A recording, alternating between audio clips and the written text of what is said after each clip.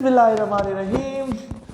12th class की biology के chapter 22 का आज हमारा 10वां लेक्चर है and we are going to talk about the sex linkage in human being. And उसमें हमने स्पेसिफिकली एक एग्जांपल पढ़नी है। वो अगर मैं आपको बताता हूँ, देखें, we know that what is sex linkage. तो हम कहेंगे कि जनाब वो ट्रेट्स जिनके जीन्स जो हैं वो एक्स क्रोमोसोम या फिर उनके जीन्स जो हैं वो वाई क्रोमोसोम के ऊपर होते हैं, उनको हम कहते हैं कि जनाब ये जो जीन, फर्ज किया जीन ए है, जीन, या अगर हम यहाँ एग्जांपल ले ही रहे हैं तो हम हीमोफीलिया की स्मॉल एच, ठीक है, इसकी एग्जांपल यहाँ ये एक्स क्रोमोसोम के ऊपर होती है। इसी तरह अगर एक खातून है उसके अंदर दोनों ही एक्स क्रोमोसोम हैं तो उन दोनों एक्स क्रोमोसोम के ऊपर हीमोफीलिया का जीन हो सकता है और ये रिसेसिव वाला है। ये मैं अभी बताता हूँ कि ये क्या है। यानी what is sex linkage? The phenomena in which the genes of some traits are located on the sex chromosomes यानी X chromosomes and they are segregated according to the segregation of sex chromosome. जैसे जैसे chromosome segregate होंगे उनके ऊपर लगे हुए jeans भी वैसे वैसे ही। ये हमने लिंकेज ग्रुप की भी बात की, लेकिन ऐसा लिंकेज ग्रुप जो एक्स या वाई क्रोमोसोम के ऊपर हो। पर्टिकुलरली अगर हम किताब के मुताबिक देखें तो एक्स लिंक्ड इनहेरिटेंस को हम सेक्स लिंक्ड इनहेरिटेंस कहते हैं। सही है। तो जिन क्रोमोसोम्स के, जिन ट्रेट्स के जीन्स सेक्स क्रोमोसोम्स के ऊपर हैं उन ट्रेट्स को हम सेक्स लिंक्ड ट्रेट्स कहते हैं, उनके जीन्स को हम सेक्स लिंक्ड जीन्स कहते हैं और उस फिनोमिने को हम सेक्स लिंकेज कहते हैं। इंसानों के अंदर अगर आप गौर करें ना तो दो तरह की सेक्स लिंक, वैसे तो तीन तरह की है। अगर हम कहेंगे, याद रखें, एक्स लिंक्ड डोमिनेंट एक चीज होती है, ये अलग से मैं सिखा रहा हूं। इसका मतलब ये है कि ये एक्स क्रोमोसोम के ऊपर है लेकिन ये डोमिनेंट ट्रेट है। इसका मतलब है इसकी सिंगल कॉपी भी आ गई तो ट्रेट शो हो जाएगा। इसका मतलब ये है कि कैपिटल डी स्मॉल डी में ये ट्रेट शो होगा। अब वो ट्रेट कोई नॉर्मल चीज भी हो सकती है, कोई बीमारी भी हो सकती है, कुछ भी हो सकता है। We will discuss it about. सही है, बस इसकी एग्जांपल है। खैर मैं दूसरी भी बता दूं फिर है। दूसरी चीज होती है एक्स लिंक्ड रिसेसिव इनहेरिटेंस। इसका मतलब ये होता है कि ये जो क्रोमोसोम है यानी ये जो ट्रेट है ये रिसेसिव ट्रेट है। जब तक इसकी दोनों कॉपियां नहीं होंगी तब तक ये शो नहीं होगा। हाँ, ये एक्स क्रोमोसोम के ऊपर है वो एक अलग बात है, पर ऐसा है। समझ आ गई जी बात? अच्छा, याद रखें, इसी तरह एक वाई लिंक्ड इनहेरिटेंस भी होती है। आज हम ये वाली पढ़ेंगे, बाकी वाली दोनों को हम कल पढ़ेंगे इंशाल्लाह। सही है जी। तो एक्स लिंक्ड रिसेसिव, सिंपल सी बात है, मैं स्मॉल आर लिख रहा हूं, ठीक है वो एक्स क्रोमोसोम के ऊपर, एक्स और एक्स, या एक्स स्मॉल आर और वाई। समझ गए ना बात? ठीक है। अगर आप गौर करें तो मेल में ज्यादा चांसेस हैं इन ट्रेट्स के आने के, क्योंकि मेल में सिंगल कॉपी भी आ गई तो ये ट्रेट शो हो जाएगा। जिस तरह से वाइट आइज का जो ड्रोसोफिला के अंदर मूव हुआ था वैसा ही इंसानों के अंदर होता है। ऐसे traits x linked recessive traits कहलाते हैं। इनकी एग्जांपल हीमोफीलिया है, कलर ब्लाइंडनेस है। और ये ऊपर वाले जो ट्रेट है, अगर मैं इसको ऐसे लिखूं, ये एक्स क्रोमोसोम के ऊपर है और इसका capital D, X capital D आ गया, फिर तो ये 100% शो होगा। X capital D, X small D आ गया तो भी ये 100% शो होगा। और एक्स कैपिटल डी और वाई ये फिर भी 100% शो होगा। सही है। अगर ये डोमिनेंट ट्रेट हमेशा रिसेसिव को मास्क करता है। इस केस में तो रिसेसिव मौजूद ही नहीं है, इस केस में एक रिसेसिव है, लो है, इस केस में दूसरी कोई चीज ही नहीं है जिसके साथ कंपैरिजन। ये मेल है ना। तो एक्स लिंक्ड डोमिनेंट इनहेरिटेंस जो होती है वो इसके अंदर ज्यादा ख्वातीन के चांसेस होते हैं फीमेल्स के। कैसे? ये जब मैं आपको पढ़ाऊंगा तब हम बात करेंगे। इसकी एग्जांपल है हाइपोफॉस्फेटेमिक रिकेट्स या विटामिन डी रेजिस्टेंट रिकेट्स। इसकी ही एग्जांपल पढ़ लेंगे इंशाल्लाह, आपको समझा दूं। वो तब पढ़ेंगे। Y linked inheritance only male to male transfer है, क्योंकि वाई क्रोमोसोम सिर्फ फादर टू सन आ जाता है। तो वो उसका भी ज़हन में आपको आ गया। ठीक है, इसकी एग्जांपल बाल्डनेस, गंजापन। समझ आ गई जी बात की। तो ये हम बात करेंगे आज। हम जिस स्पेसिफिक बीमारी की बात, स्पेसिफिक बीमारी यहाँ मैं नहीं कहूँगा, मैं जेनेटिकली इसको ट्रेट्स कहूँगा, तो ये इसकी बात करेंगे। जो ये स्पेसिफिक ट्रेट है हीमोफेलिया, द पर्सन यानी जो पेशेंट है उसका ब्लड जो है वो फेलियर, ठीक है, ब्लड फेल्स टू को, इसे क्या कहते हैं, खून के जमने को क्या कहते हैं, क्लॉट। ठीक है ठीक है जी, बंदे का ब्लड क्लॉट नहीं होता। असल में ये कैसे होता है? होता ये है कि जब ब्लड किसी जगह से लीकेज हो रहा हो ना, तो आपको पता है जो ब्लड जब लीकेज, कभी नहर टूटती है, कभी आपने ऐसे किसी ने देखी है नहर, देखी है? पहले तो लाहौर वाली नहर नहीं, तो छोटी सी, ये नहीं, बड़ी सी नहर देखी है किसी ने? कभी वो टूटी देखी है, उसमें से पानी निकल रहा और सैलाब आ जाए? नहीं। जब कभी किसी जगह से टूटती है ना नहर, तो उसके ऊपर मिट्टी डालने से कोई फर्क, पानी इतना तेज होता है मिट्टी को साथ ले जाता है। पहले ना दरख्त काट काट के उसमें फेंकने पड़ते हैं, वो धागे से होते हैं दरख्तों के, उसमें से पानी गुजर भी रहा होता है और वो बैठ भी रहे होते हैं वजन की वजह से, तो वो एक ना बंद सब, फिर उसके ऊपर पत्थर मारते हैं, पत्थर डालते हैं, फिर जाके मिट्टी एट दी एंड कोई काम आती है, वो रुकती है। जब तक मिट्टी रुकेगी नहीं किसी काम की नहीं होगी। ठीक है जी, तो ये वाली बात है। इसे ये एक समझ ले, आपके खून कहीं से लीकेज हो रहा हो तो क्या होता है। अब जैसे खून कहीं से लीकेज हो रहा होता है ना, तो प्लेटलेट्स वहां फंसते हैं पहले, फिर प्लेटलेट्स एक ऐसा केमिकल प्रोड्यूस करते हैं जो कि एक रिएक्शंस की एक लंबी चेन स्टार्ट हो जाती है। सही है, यानी वो जो प्लेटलेट्स है दे प्रोड्यूस सर्टेन केमिकल्स, और उन केमिकल्स की वजह से क्या होता है कि एक लंबी चेन स्टार्ट हो जाती है। इसे कहते हैं कैस्केड। कैस्केड कहते हैं आबशार ऑफ द रिएक्शन।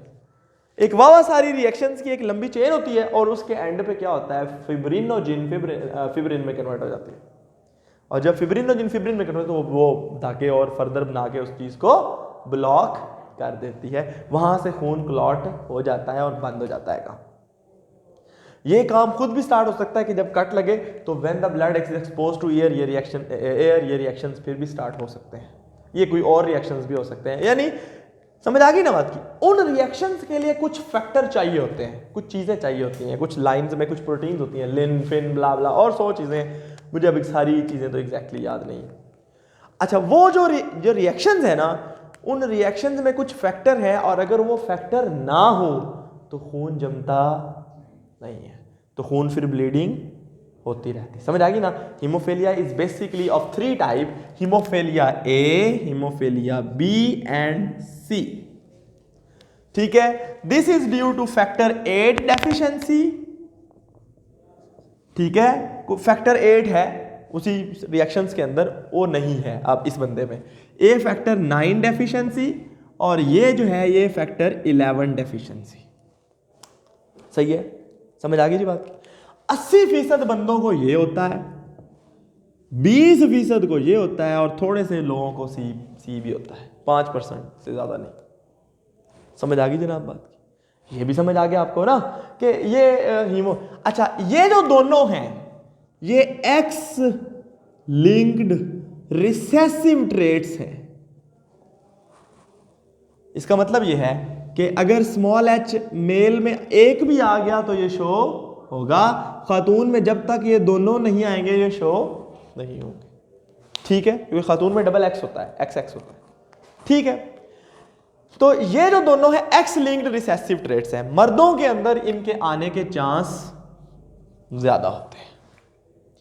ठीक है, क्योंकि मर्दों में एक भी कॉपी आ गई तो शो हो जाते हैं। समझ रहे हैं ना बात। ठीक है, तो बंदे का ब्लड क्लॉट नहीं होता, मैंने बता दिया। कितनी टाइप्स है मैंने बता दिया, कितनी परसेंटेज चांस है। ये ऑटोसोमल ट्रेट है।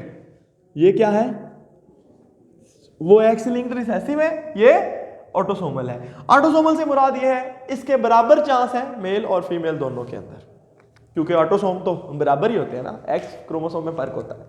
यहां तक कोई सवाल है, कोई चीज का कॉन्सेप्ट मिसिंग हो? यहां तक मैं इधर देख लूं कोई चीज रह ना गई हो। हाँ जी, ठीक है 1% लोगों को सी होता है, बस ये सारा कुछ। अब आते हैं कि स्टार्ट होता क्या है।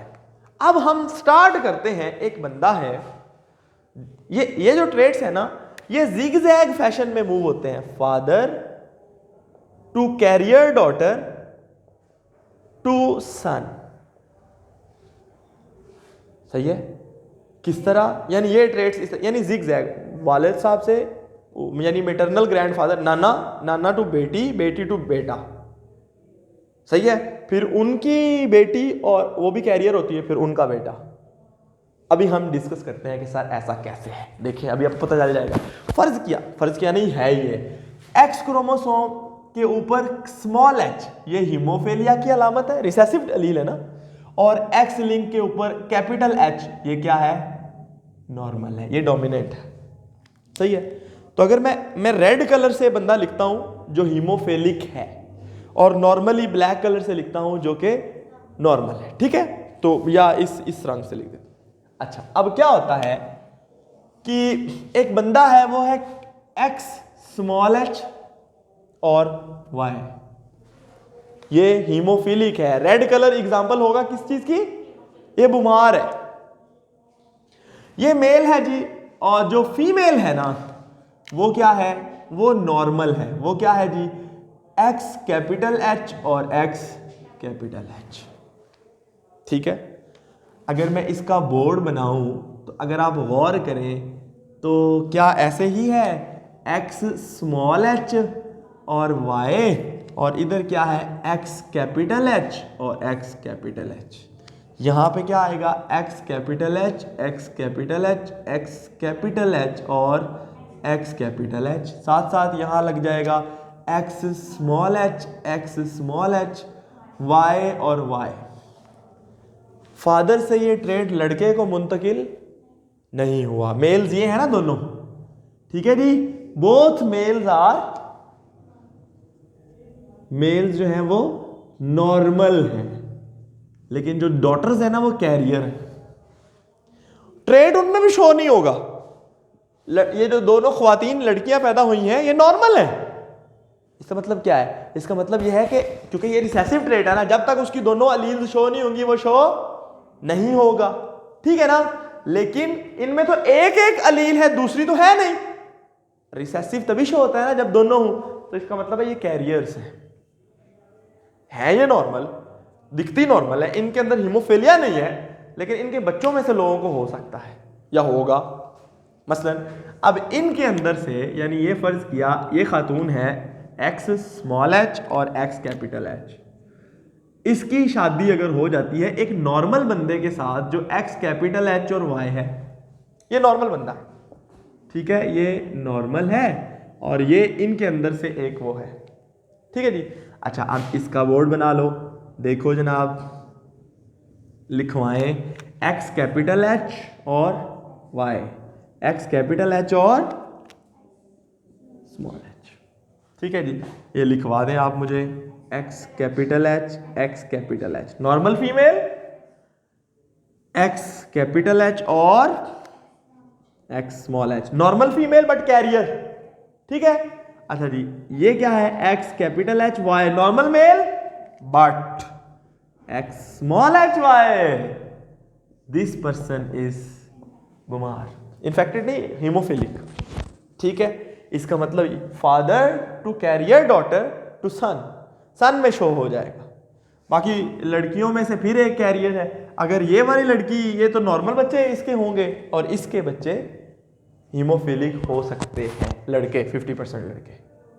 समझ आ गई क्या? यहाँ तक यही बात यहाँ तक लिखी हुई है, बाकी फर्दर बातें इधर नहीं लिखी हुई, तो हम इसको इतना ही लेके चलते हैं। समझ आ गई बात की? क्लियर हो गया?